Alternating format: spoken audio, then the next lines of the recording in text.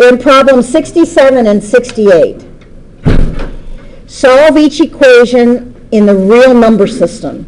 That means the imaginaries needn't apply for the job. Real numbers means that I could end up with something that I have to use a quadratic formula on. Not rational. They're not rational numbers. They are irrational if I have to use a quadratic formula. I cannot use the rational zeros theorem on this problem. Why not?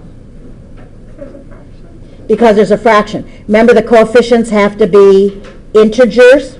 So the first thing that I'm going to have to do is I'm going to have to multiply both sides by 2 to clear the fraction. So I'm going to have to clear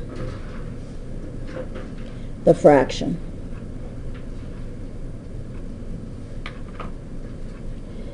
So this would be 2x cubed plus 3x squared plus 6x minus 4 equals 0.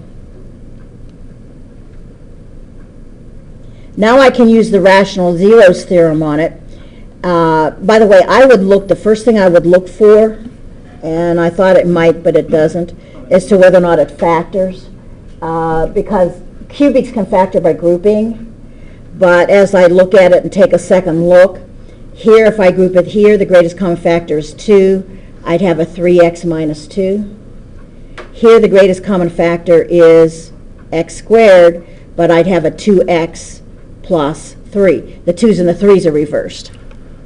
So I can't factor this by grouping, but that's the first thing I would do to see if it factored. What's the maximum number of zeros? 3, because it is degree 3. So now I'm going to list the possibilities. It's back divided by front, divisors of the back divided by the divisors of the front.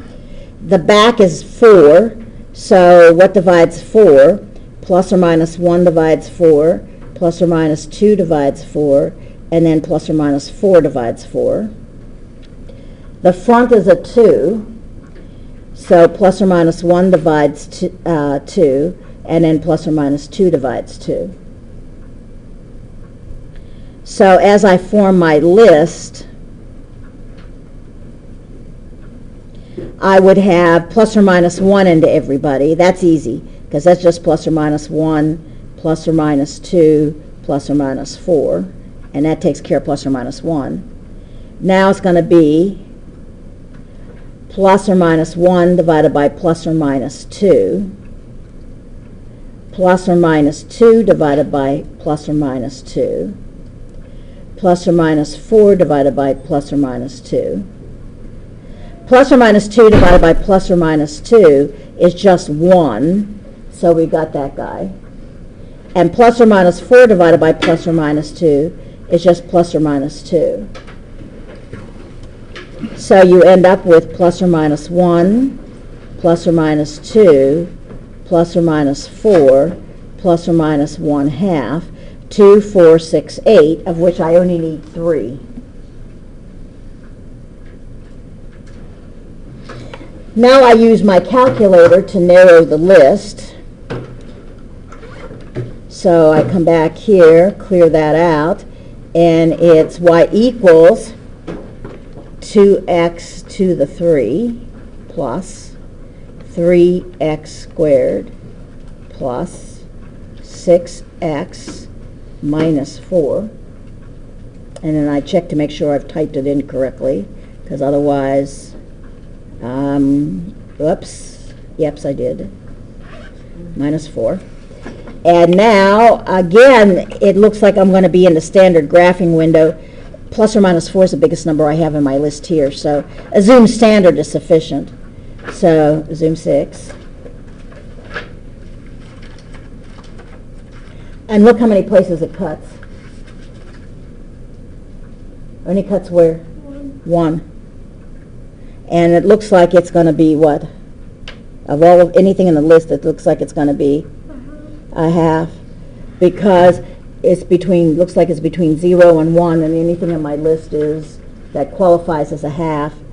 And now I check it out. So trace 1 divide 2, and it is a 0. So, it worked, yeah. So this now, I have 1 0, and the 0 is a half. Now I need to find the others. I've got 2 more. They could be imaginary, and more than likely they are. Why would I say they could be imaginary? By looking at the graph. Because they're in the negative. No. Why do we think that we could be imaginary? What don't you see? What are we actually finding? If I look at a half, what is a half? Negative half. It's 0.5. But in terms of the graph, what is it? See x-intercept? See x-intercept. Do you see any other x-intercepts? Yeah. So it's very, very likely that the other guys are imaginary, right? Because I don't see the graph coming back down and cutting the x-axis again, which is what you need if they were real zeros. So in other words, they were ones that had radicals in them, where you'd have to use a quadratic formula. You would see this graph cut the x-axis again. You don't see it happening. So more than likely they are imaginary. We'll see that whenever we actually start working with it. So that says, list the other zeros, find any remaining zeros. We're looking for only real numbers at this point. So the first thing I do is I know if x equal 1/2 is a 0, then x minus 1/2 is a factor. So if I'm looking at a factorization, it's like peeling an onion. We're going to go down layer by layer by layer. I know that I'm going to be looking at x minus 1/2 times some quadratic. And I need to find the quadratic. And that's where the division algorithm and the remainder theorem all come into play, because I'm going to need to divide x minus 1/2 into the original function, and then that will be the quadratic that's left, is what goes in here, because the remainder will be 0. So I'm going to take 1/2 using synthetic division, and 2, 3, 6, -4. Bring down the 2. 1/2 times 2 is 1, and add. 1/2 times 4 is 8.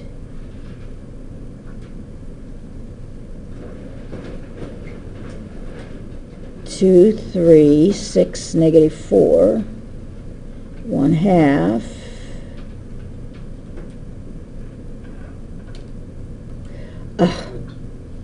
Is 2, and add, because why did that throw me? Because I know 1/2 times 4, 1/2 times 8 is going to be 4. I need to have a 0 in this position. And I was working down to not having a 0 in that position, and I knew that 1/2 was a 0. I made a mistake. If I don't get a 0 as a remainder, 1/2 times 8 is 4 remainder 0. That's funny. Because we said it was a I 0. put it in my calculator stack, but I was like, I don't think that's right.